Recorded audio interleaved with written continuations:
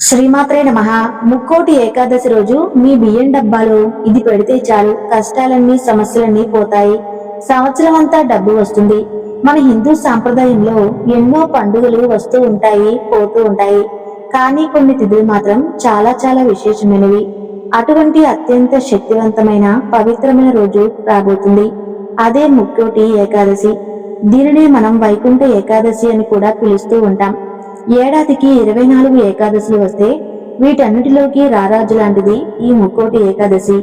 ఎందుకంటే సాక్షాత్తు ఆ వైకుంఠ ద్వారాలు తెరుచుకుని శ్రీ మహావిష్ణువు మనకు దర్శనమిచ్చే అద్భుతమైన రోజు ఇది.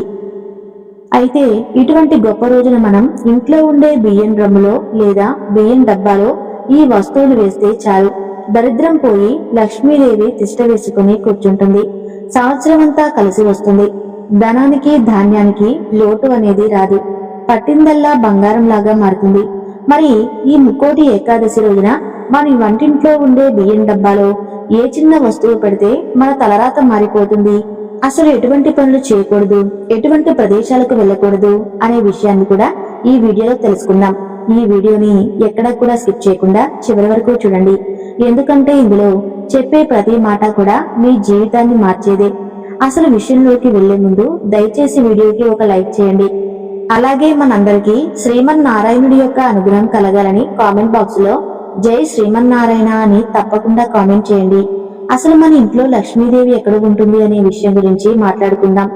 చాలా మంది దేవుడి గుడిలో లక్ష్మీదేవి ఉంటుంది అనుకుంటారు, బీరువాలో ఉంటుంది అనుకుంటారు. కానీ మనం ముఖ్యంగా మన బియ్యం నిల్వ చేసే డబ్బాలో ఉంటుంది.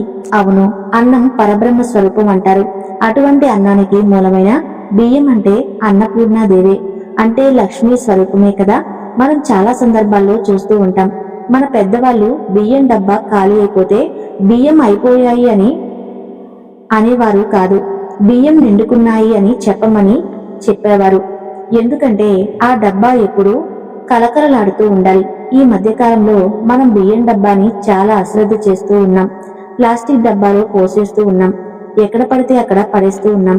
కానీ గమనించండి, పూర్వం రోజుల్లో బియ్యం నిల్వ చేయడానికి పెద్ద పెద్ద గాబులు ఉండేవి, లేదా మట్టి కుండలు, ఇత్తడి పాత్రలు వాడేవారు. ఆ బియ్యం డబ్బాలు ఎంత పవిత్రంగా చూసుకునేవారు అంటే, ఈ రోజు మనం తెలుసుకోవాల్సిన అసలు విషయం ఇదే. మీ ఇంట్లో ఆర్థిక సమస్యలు ఉన్నాయా, చేతిలో చిల్లి గవ్వ నిలవటం లేదా, అయితే ముందు మీ బియ్యం డబ్బా పరిస్థితిని గమనించండి. చాలా మంది ఇళ్లలో బియ్యం డబ్బాలు పురుగులు పట్టి ఉంటాయి, లేదా అడుగును దుమ్ము పెరిగిపోయి ఉంటుంది. కానీ